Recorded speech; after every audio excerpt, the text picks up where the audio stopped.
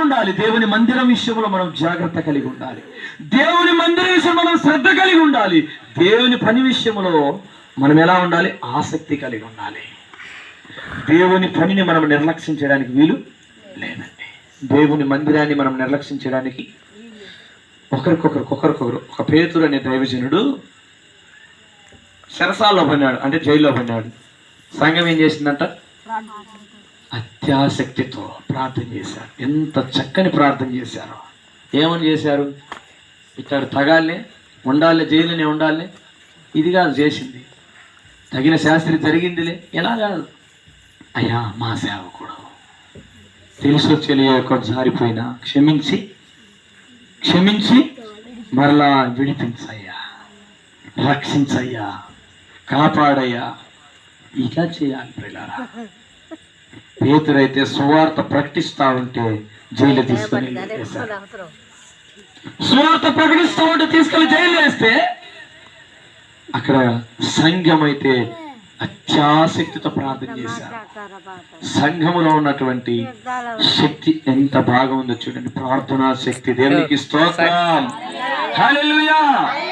సంఘంలోనికి వచ్చినటువంటి ఒక బిడ్డలు ఎగ్జామ్స్ రాస్తున్నారంటే ఇప్పుడు సంఘం ఏం చేయాలా? సంఘ బిడ్డలు ఎగ్జామ్స్ రాస్తున్నారు నాయన, వారిని దీవించు, చక్కగా పాస్ అయి చక్కని భవిష్యత్తులో ఉండేటట్టు సహాయం చేయ. అయ్యా మా సంఘానికి వచ్చేసరికి సంఘ బిడ్డలు కుమార్తె కుమారుడు పరీక్షలు రాస్తున్నారయ్యా, ఉద్యోగానికి అప్లై చేశారయ్యా, ఉద్యోగము సహాయం. అయ్యా పంట పొలాలు వేశారా, పాడి పంటలు ఉన్నాయా, దీవించయ్యా. అయ్యా ఈరోజు పొలం విత్తనాలు నాటి వచ్చారయ్యా, ఆ పొలాన్ని దీవించయ్యా. ఇలా ఉండాలి పిల్లారా. సంఘములో ఇప్పుడు కన్నుకు దెబ్బ తగిలింది అనుకోండి, చెయ్యి నాకెందుకు నేను సైలెంట్గా ఉంటుంది, రక్తం గారిపోతా ఉంటే కట్టుగుడ్డ ఎక్కడన్నా ఏదన్నా కట్టుగుడ్డ దొరకపోయినా బట్టను జించైనా ఈ చేతులు ఏం చేస్తాయి? కట్టుబడతాయి. కాలికి దెబ్బ తాకింది అనుకోండి, ఏం చేస్తాయి? కట్టుగట్టే ప్రయత్నం, రక్తం గారిపోకుండా.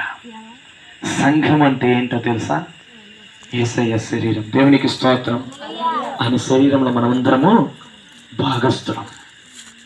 ఒకరు కన్నుగా, ఒకరు కాలుగా, ఒకరు చెయ్యిగా.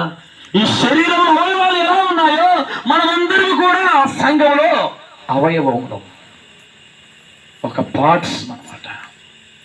చేతికి దెబ్బ తగిలినప్పుడు నాకెందుకులే, హాస్పిటల్ వెళ్ళడం ఎందుకులేని కాళ్ళు అలానే ఉంటే ఏమవుతుందండి? చూడండి, రక్తం చేతిలో నుండి కారిపోయి ఆ మనిషి చనిపోయే ప్రమాదము వస్తుంది. నాకెందుకులే అని అనుకోకూడదు. అనుకోరు కూడా. తన శరీరానికి దెబ్బ తాకితే అనుకుంటారా? నాకెందుకులే అని అనుకుంటారా? అంటే సంఘములో తప్పిపోయినాడంటే నాకెందుకులే అనుకుంటున్నామంటే నీకు బాధ్యత ఉన్నట్ట. సంఘానికి వచ్చే బిడ్డ మానుకొని తాగుబోతనంలో పడి ఉంటే నువ్వు ప్రార్థన చేయకుండా ఉన్నావంటే నీకు బాధ్యత ఉన్నట్ట. సంఘానికి వచ్చే ఒక బిడ్డ పాపంలో పడిపోతున్నట్టే తనని హెచ్చరిక చేయక, తనకు బుద్ధి చెప్పక, తనని గద్దించి మళ్ళా దేవుని వైపు నడిపించకుండా నువ్వు ఉన్నావు అంటే నీకు బాధ్యత ఉన్నట్ట.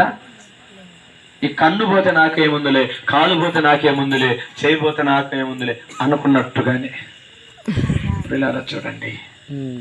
ఆదిలో ప్రారంభంలో ఉన్న క్రైస్తవులు ఏం చేశారంటే తను సంపాదించిన సంపాదనలో నుండి సంఘానికి ఇస్తూ వచ్చారు. ఎవరైనా పేదలుంటే ఆ రోజు తినడానికి లేకపోతే అక్క ఈరోజు ఏమి లేదేమో